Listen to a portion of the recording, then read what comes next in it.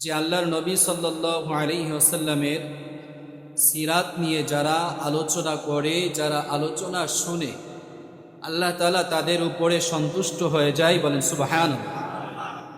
শুধু সন্তুষ্টি হন না, বরং যারা রাসূলের সিরাত নিয়ে, রাসূলের গুণগান নিয়ে যারা আলোচনা করে, আলোচনা শুনে, আল্লাহ তাআলা তাদের উপরে সন্তুষ্ট হয়ে তাদের নামটা আল্লাহর দফতরে জমা রেখে দেয়। বলেন সুবহানাল্লাহ। পয়গম্বর ইউসুফ আলাইহিস সালামকে যখন মিশরের বাজারে ওঠানো হয়েছিল বিক্রি করার জন্য, তখন যারা কোটিপতি টাকার মালিক যারা ছিল, লক্ষ লক্ষ টাকা নিয়ে পয়গম্বর ইউসুফ আলাইহিস সালামকে খরিদ করার জন্য যাইতেছিল। তো একজন বৃদ্ধা মহিলা, বয়স্কা মহিলা, তিনি লাঠিতে ভর দিয়ে দিয়ে ইউসুফ আলাইহিস সালামকে খরিদ করার জন্য যাইতেছে। মানুষেরা দেখে জিজ্ঞেস করছে, বুড়িমা, আপনি ইউসুফকে খরিদ করার জন্য যাইতেছেন, কি নিয়ে যাইতেছেন? তখন সে বলে, বৃদ্ধা মহিলা যারা আছে তাদেরকে দেখবেন গ্রামে আমরা দেখেছি এই শাড়ির আঁচলের মধ্যে টাকা পয়সা গিট্টু মেরে রাখে, তারপরে চলাফেরা করে। তো বৃদ্ধা মহিলা আঁচল থেকে গিট্টুটা খুইলা একটা সুতার গাড়ি বের করছে, বলতেছে এই সুতার গাড়ি দিয়ে আমি ইউসুফকে কেনার জন্য যাইতেছি। মানুষে বলতেছে, যারা কোটিপতি লক্ষ লক্ষ টাকা নিয়ে যাইতেছে ইউসুফকে খরিদ করার জন্য, আর আপনি একটা সুতার গাড়ি নিয়ে যাইতেছেন ইউসুফকে খরিদ করার জন্য, এটা হয়? বৃদ্ধা মহিলা বলতেছে, বাবারে, ইউসুফকে যে খরিদ করতে আমি পারবো না সেটা আমি নিজেও জানি। আমার এই সুতার গাড়ি দিয়ে কি আর ইউসুফকে খরিদ করা যাবে? বলেন যাবে?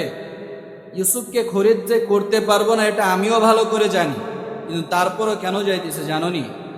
কারণ ইউসুফকে যারা খরিদ করতে যাইতেছে বা যাবে, তাদের নামের একটা লিস্টি ফেরেশতাদের কাছে জমা থাকে। জোরে বলেন না সুবহানাল্লাহ। আমি মহিলা সুতার একটা গাট্টি নিয়ে এজন্যই যাইতেছি যে আমার নামটাও যেন ওই লিস্টির ভিতরে ফেরেশতারা উঠায়া দেয়। বলেন সুবহানাল্লাহ। তো প্রিয় ভাইয়েরা, আমি কি বুঝাইতে চাইলাম? আমি বুঝাইতে চাইলাম রাসূলের সিরাতের আলোচনা করার মতো কোনো যোগ্যতা, দক্ষতা, অভিজ্ঞতা কোনোটাই আমার ভিতরে নেই। এরপরেও কেন করছি? যাতে করে আল্লাহ তাআলা ওই আল্লাহর প্রিয় বান্দা যারা রাসূলের সিরাত নিয়ে আলোচনা করে, যারা শুনে, তাদের নামটা যেমনিভাবে আল্লাহর দফতরে জমা থাকবে, আমাদের নামটাও যেন সেই সাথে জমা হয়ে যায়। বলেন আমিন। মুহতারাম হাজিরিন, রাসূল কারীম সাল্লাল্লাহু আলাইহি ওয়াসাল্লামের সিরাত নিয়ে আলোচনা করতে গেলে চিন্তায় পড়ে যায়। গত জমা থেকে নিয়ে টার্গেট আগামী জমায় সিরাতের আলোচনা করব, কিন্তু বাস্তব কথা, এই গত রাত পর্যন্ত মনকে স্থির করতে পারি নাই যে রাসূলের সিরাতের কোন সাইডটা নিয়ে আলোচনা করব। কারণ রাসূলের সিরাত এমনই একটা সাগর যেটা শুরু আছে কিন্তু শেষ নেই। মাসকে মাস, বছরকে বছরও যদি রাসূলের সিরাত নিয়ে আলোচনা করা হয়, শেষ করা যাবে না। কোরআনের আলোচনা করে যেমনিভাবে কোনো মুফাসসির, কোনো মুহাদ্দিস শেষ করতে পারবে না, আমার আপনার রাসূলের সিরাতের আলোচনা নিয়েও কেউ কোনোদিন শেষ করতে পারবে না। তাই আসলে কোন বিষয়টা নিয়ে আলোচনা করব মন স্থির না, কিন্তু তারপরেও মনের ভিতরে একটা বিষয় নিয়ে স্থির করেছি যে রাসূলের কিছু শান এবং মান নিয়ে বিক্ষিপ্তভাবে কিছু আলোচনা, আল্লাহ যদি তৌফিক দেয়, করার চেষ্টা করব ইনশাআল্লাহ। আল্লাহ তাআলা আমাকে, আপনাদের সকলকে রাসূলের সিরাত ধারণ করার নিয়তে, রাসূলের প্রতি মহব্বত, ভালোবাসা দিলের ভিতরে রেখে কথাগুলো বলার এবং শোনার তৌফিক দান করেন। সকলে বলেন আমিন। আমার ভাইয়েরা, রাসূল কারীম সাল্লাল্লাহু আলাইহি সাল্লামের শান, মান, গুণগান, এটা কি রাসূলের জন্মের পর থেকে নিয়ে শুরু হয়েছে? বলেন, আল্লাহর রাসূলের জন্মের পর থেকে নয়, এমনকি যদি বলতে চাই শুধুমাত্র জন্মের কিছুদিন আগ থেকে যে রাসূলের শান, মান, গুণগান শুরু হয়েছে, বিষয়টা এমনও নয়। বরং আমি যদি বলতে চাই বাবা আদম আলাইহিস সালাম থেকে নিয়ে ঈসা আলাইহিস সালাম পর্যন্ত যত পয়গম্বর, যত নবী রাসূল আল্লাহ তাআলা পৃথিবীতে প্রেরণ করেছেন, সমস্ত নবী রাসূল, সমস্ত পয়গম্বরদের মাধ্যমে আল্লাহ তাআলা তার হাবিব মুহাম্মদুর রাসূলুল্লাহ সাল্লাল্লাহু আলাইহি ওয়াসাল্লামের শান, মান, গুণগান বর্ণনা করেছেন। ঠিক কিনা বলেন? শুধু তাই না, বরং পৃথিবীর শুরু থেকে নিয়ে আজ অবধি আল্লাহ তাআলা যত আসমানি গ্রন্থ নাজিল করেছেন, যত সহিফা নাজিল করেছেন, সমস্ত আসমানি গ্রন্থ, সমস্ত সহিফার মধ্যে আল্লাহ তাআলা হাবিবের শান, মান, গুণগান বর্ণনা করেছেন। বলেন না সুবহান। আমি যদি আরো বলতে চাই, শুধুমাত্র আসমানি কিতাবের মধ্যে নয়, নবীদের মাধ্যমে নয়, বরং আল্লাহ তাআলা এই আসমান জমিন সৃষ্টির আগ থেকে আমার আপনার নবীর শান, মান, গুণগান বর্ণনা করেছে। আমার ভাইয়েরা, আল্লাহর নবীকে ফেরেশতা সাহাবীরা জিজ্ঞাসা করলো, ইয়া রাসূলুল্লাহ, আপনি কবে থেকে নবুয়ত প্রাপ্ত হয়েছে?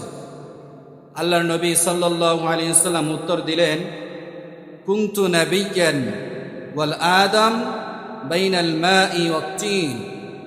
আমি তখন থেকে নবী ছিলাম, আমি তখনও নবী ছিলাম যখন আদম কাদা এবং পানির মাঝে মিশ্রিত অবস্থায় ছিল। বলেন সুবহান। তার মানে কি বুঝলেন? আদম আলাইহিস সালামের দেহের মাঝে এখনো রূহ ফুঁকে দেওয়া হয়, তখন থেকেও নবী হিসাবে ছিল। হ্যাঁ, তবে নবীর নবুয়ত প্রকাশ পেয়েছে 40 বছরের পর থেকে নিয়ে, সেটা ভিন্ন সাবজেক্ট। কিন্তু নবী হিসাবে যে কত আগ থেকে ছিল, সেটাই হাদিসের মাধ্যমেই কিছুটা হলে অনুমান করা যায়। প্রিয় ভাইয়েরা আমার, আমি আপনাদের কাছে প্রশ্ন করি, এই যে কোরআনে কারীম, এটা সর্বপ্রথম কোথায় সংরক্ষিত ছিল বলেন? লৌহে মাহফুজে। কোথায়? লৌহে মাহফুজে। আল্লাহ তাআলা তো সূরা বুরুজের সর্বশেষ আয়াতের ভিতরে ঘোষণা করেছেন, আপনারা জানেন। আল্লাহ তাআলা ইরশাদ করেছেন, বাল হুয়া কুরআনুম মাজিদ ফি লাওহিম মাহফুজ। আল্লাহ তাআলা এই আয়াতের ভিতরে স্পষ্টভাবে জানায়া দিলেন, এই কুরআন লাওহে মাহফুজে সংরক্ষিত। কোথায় বলেন? লাওহে মাহফুজে সংরক্ষিত। এবার আপনাদের কাছে প্রশ্ন, কোরআনের ভিতরে নবী করিম সাল্লাল্লাহু আলাইহি ওয়াসাল্লামের গুণ, মান, রাসূল করিম সাল্লাল্লাহু আলাইহি ওয়াসাল্লামের শান বর্ণনা আছে না নাই? যদি থাকে, তাহলে এবার আবার প্রশ্ন করি, বলেন তো, এই কুরআন লাওহে মাহফুজে কখন থেকে? আসমান জমিন সৃষ্টি করার আগ থেকে না পর থেকে? জোরে বলেন। যদি বলি আগ থেকে, তাও বলতে হবে বহু আগ থেকে। কত আগ থেকে বলেন? বহু আগ থেকে। কোন কোন বর্ণনায় এসেছে কুরআন লাওহে মাহফুজে লিপিবদ্ধ করা হয়েছে আসমান জমিন সৃষ্টিরও 50,000 বছর। সুবহানাল্লাহ। আরেকটু আস্তে কোন? কত বছর আগে বলেন? 50,000 বছর আগে কোরআনে কারীম লাওহে মাহফুজে লিপিবদ্ধ হয়েছে। তাহলে 50,000 বছর আগে যদি কোরআনে কারীম লাওহে মাহফুজে লিপিবদ্ধ থাকে, ওই সময়ও কোরআনের ভিতরে আমার রাসূলের শান, মান, গুণগান বর্ণনা ছিল কি ছিল? তাহলে এবার চিন্তা করেন যে আল্লাহ তাআলা আমার আপনার হাবিবে, আমার আপনার নবীর শান, মান, গুণগান কত আগ থেকে বর্ণনা করে এসেছে। মুজাবুত তাবরানী হাদিসের কিতাবের নাম, বিশাল বড় এক হাদিসের, অনেক হাদিসের ভান্ডার। এই কিতাবের ভিতরে একটা হাদিস এসেছে, এই কিতাবের ভিতরে একটা বর্ণনা এসেছে এরকম যে আল্লাহ পাক রব্বুল আলামিন এই আসমান জমিন সৃষ্টি করার 1000 বছর আগে সূরা ইয়াসিনের তিলাওয়াত করেছে। সুবহানাল্লাহ কইবেন না? কত বছর আগে? 1000 বছর আগে সূরা ইয়াসিনের তিলাওয়াত করেছে। এবার আপনাদের কাছে প্রশ্ন, বলেন তো ইয়াসিন কার নাম? বলে না? সন্দেহ পড়ে গেছে। ইয়াসিন নবী করিম সাল্লাল্লাহু আলাইহি ওয়াসাল্লামের গুণবাচক নাম। কার নাম বলেন? আমাদের নবী করিম সাল্লাল্লাহু আলাইহি ওয়াসাল্লামের গুণবাচক নাম হলো ইয়াসিন। তাহলে এই ইয়াসিন, এই সূরাটা আসমান জমিনের কত বছর আগে আল্লাহ তাআলা তিলাওয়াত করেছেন? 1000 বছর আগে। দেখেন আল্লাহ তাআলা এই সূরার ভিতরে নবীকে সম্বোধন করে বলেন, ইয়াসিন ওয়াল কুরআনিল হাকীম ইন্নাকা লামিনাল মুরসালিন আলা সিরাতিম মুস্তাকিম। আমার ভাইরা ভালো করে বুঝেন, আল্লাহ তাআলা ইয়াসিন বলে কাকে সম্বোধন করলেন? আমার আপনার নবী মুহাম্মদুর রাসূলুল্লাহ সাল্লাল্লাহু আলাইহি ওয়াসাল্লামকে। এবার আমি আপনাদের কাছে প্রশ্ন করি, মানুষ নাম ধরে কখন ডাক দেয়? সামনে উপস্থিত থাকলে না অনুপস্থিত থাকলে? আপনি এইখানে কালাচাঁদপুরে, আপনার ছেলে নরদায়, আপনি না দেখে এখান থেকে ডাকবেন, ওই আব্দুল্লাহ, বলেন না, এরকম দিবেননি? তাহলে কখন দেয়? নাম ধরে তখনই ডাক দেয় যখন সামনে থাকে, ঠিক কিনা বলেন?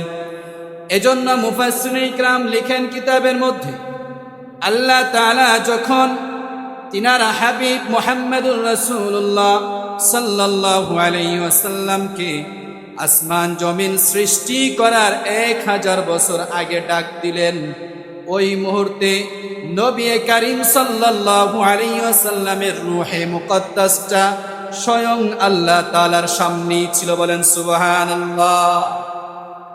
আমার ভাইরা, আল্লাহ তাআলা বলেন ইয়াসিন।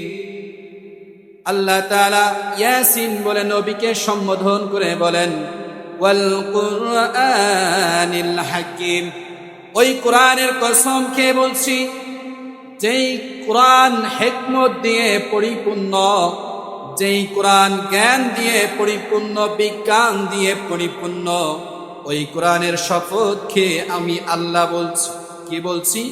ইন্নাকা লামিনাল মুরসালিন। নিশ্চয় নবী আপনি রাসূলগণের মধ্য থেকে একজন রাসূল। বলেন সুবহানাল্লাহ। আমার ভাইয়েরা, এই আয়াতের ভিতরে লক্ষ্য করেন ইন্নাকা, কা শব্দটা ব্যবহার করা হয়েছে। এখানে অনেক উলামা ইকরাম আছে, বুঝবে এই কা জমিরটা যখন মানুষ উপস্থিত থাকে উপস্থিতের ক্ষেত্রে ব্যবহার করা হয়, অনুপস্থিতের ক্ষেত্রে কা এই জমিরটা কি করা হয় না, ব্যবহার করা হয়। তাহলে আল্লাহ তাআলা নবীকে সম্বোধন করলেন ইন্নাকা, কেমন যেন আমার সামনে যে আছে তাকে আমি সম্বোধন করে বললাম ইন্নাকা, যে আপনি বা তুমি। তো আল্লাহ তাআলা হাবিবকে সম্বোধন করে বললেন ইন্নাকা লামিনাল মুরসালিন। হাবিব, নিশ্চয়ই আপনি রাসূলগণের মধ্য থেকে একজন। মুফাসসিরিনে ইকরাম কিতাবের ভিতরে লেখেন, আল্লাহ তাআলা যেহেতু এখানে ওয়াহিদে মুযাক্কারের জমির ব্যবহার করেছেন, তার মানে বোঝা যায় আল্লাহর নবী সাল্লাল্লাহু আলাইহি ওয়াসাল্লামের রূহে মুকদ্দাসটা আল্লাহর সামনে উপস্থিত ছিল। জোরে বলেন না সুবহানাল্লাহ। তাহলে এই হাদিস থেকে আমরা কি জানতে পারলাম বলেন? রাসূল কারীম সাল্লাল্লাহু আলাইহি ওয়াসাল্লামের শান মা জন্মের পর থেকে শুরু হয়েছে। তাহলে কখন থেকে? এই আসমান এবং জমিন সৃষ্টি করার বহু আগ থেকে, ঠিক কিনা বলেন?